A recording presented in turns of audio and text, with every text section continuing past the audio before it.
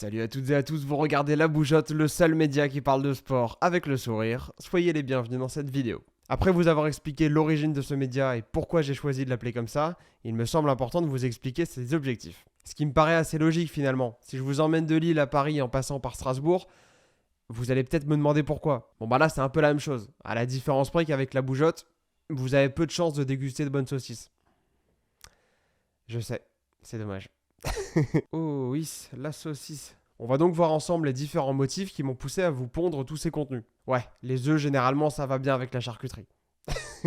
Primo, ça me permet de rendre l'info de sport facile et accessible. Aujourd'hui avec internet on a accès à tout un tas de divertissements et quitte à y passer beaucoup de temps, autant lier l'utile à l'agréable. Et si vous préférez regarder des vidéos de chats qui se cassent la gueule, ne me remerciez pas. En fait, je considère que plus on parle de sport, plus ça va rentrer dans les mentalités collectives et donc plus les gens vont en faire. Je pense donc je suis Descartes 1637.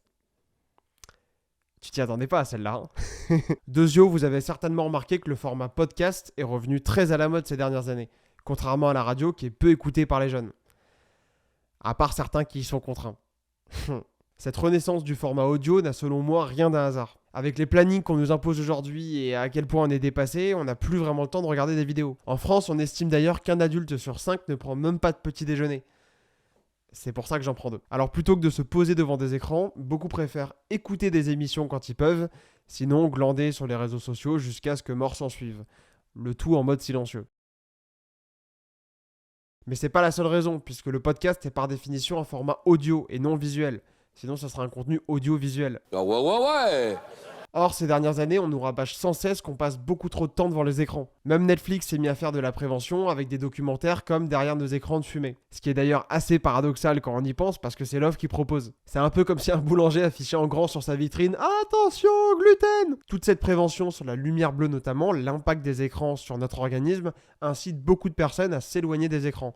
Et j'en fais partie. Oui, puisqu'en créant La Bougeotte, et comme je vous l'ai expliqué dans ma précédente vidéo, allez la voir si vous ne l'avez pas vue, l'idée de base était de répondre à une problématique personnelle. Parce que moi, je rencontre pas des filles, je rencontre des problèmes, ok? T'as fait quoi aujourd'hui à l'école? Il dit des problèmes.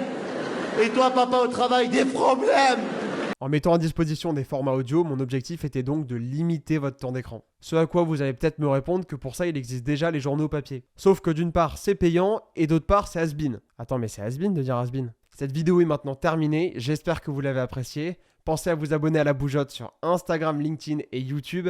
Et venez écouter l'émission les lundis, mercredis et vendredis à 8h sur votre plateforme d'écoute préférée. On se dit à très vite dans une prochaine vidéo. Prenez soin de vous.